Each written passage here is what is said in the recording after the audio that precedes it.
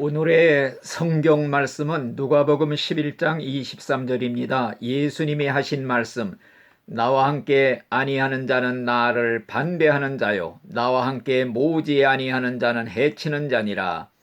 나와 함께 하지 않는 자가 누구인가? 즉 예수님과 함께 행동을 같이 하지 않는 자는 예수님을 반대하는 자라는 말씀입니다.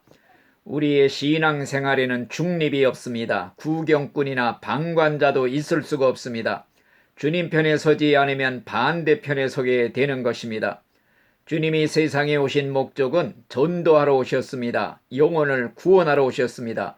그러므로 주님 편에 서려면은 전도자의 대열에 같이 참여해야 되는 것입니다. 죄에는 두 가지 죄가 있습니다. 하나는 적극적인 죄요, 또 하나는 소극적인 죄입니다. 적극적인 죄는 살인, 간음, 도둑질 같은 죄라면은 소극적인 죄는 마땅히 할 의무를 행하지 않는 죄입니다. 선을 행할 줄 알고도 행치 않으면 죄라고 그랬습니다. 적극적인 죄나 소극적인 죄나 다 똑같은 무서운 죄가 되는 것입니다. 심판날 예수님께서 지옥의 판결을 받을 사람들에게 하신 말씀이 너희들은 내가 줄일 때에 먹을 것도 주지 아니했고 목마를 때에 마실 물도 주지 아니했느니라. 헐벗었을 때에 입을 옷도 주지 아니했느니라.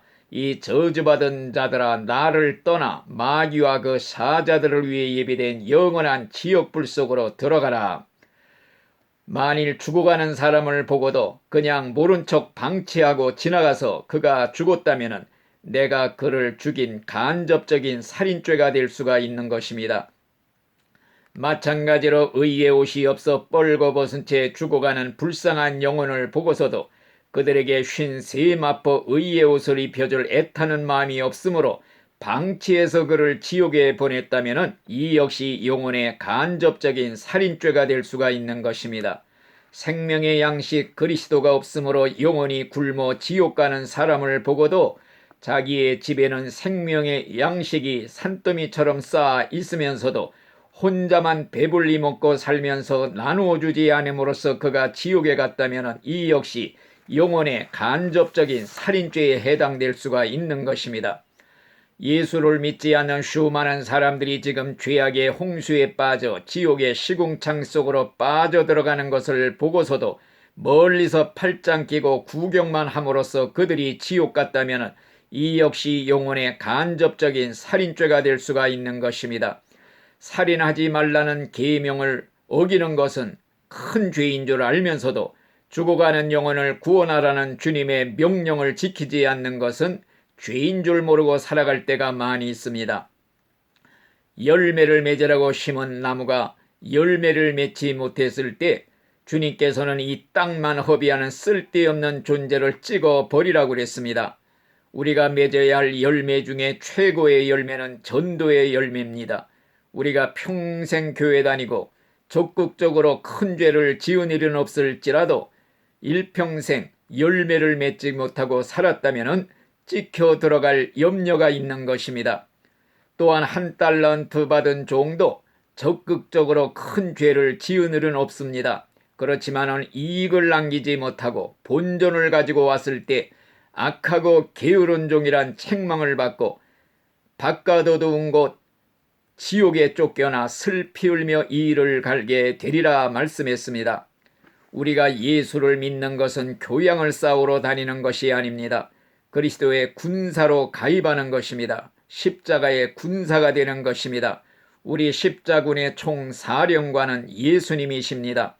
사령관의 진경명령은 이미 2000년 전에 떨어졌습니다. 복음의 폭탄을 안고 적진을 향해 뛰어들어라. 그런데 싸우기가 두려워 도망가는 탈영병이 된다면 이런 사람이 어찌 그리스도의 군사로 인정을 받을 수 있겠습니까? 남들은 피 흘리기까지 싸우고 있는데 편안히 뒤에서 그만이야 구경만 하고 있다가 승리의 영광이나 참여하고 전리품이나 분깃이나 많이 얻겠다고 나선다면 어떻게 이런 사람들이 인정을 받을 수가 있겠습니까?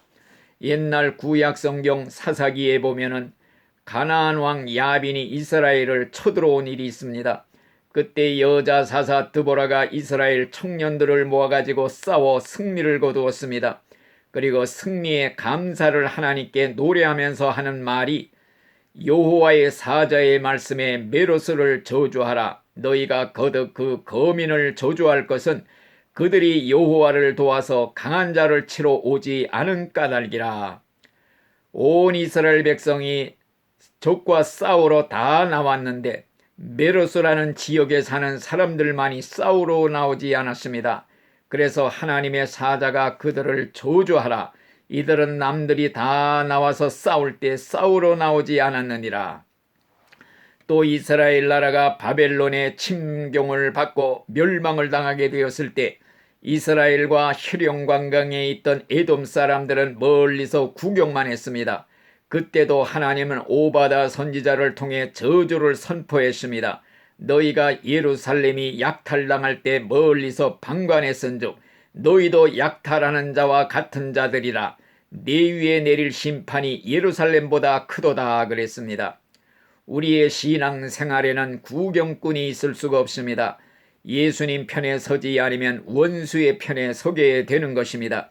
주님과 함께 모으는 자가 되지 않으면 해치는 자가 되는 것입니다.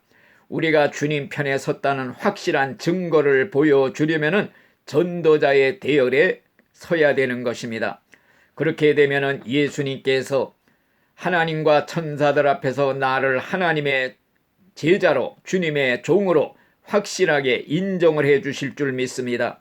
또한 그뿐만이 아니라 전도자들은 생명책의 이름이 확실히 기록이 되어 구원이 보장이 되는 그러한 축복을 받게 될 줄로 믿습니다. 아멘.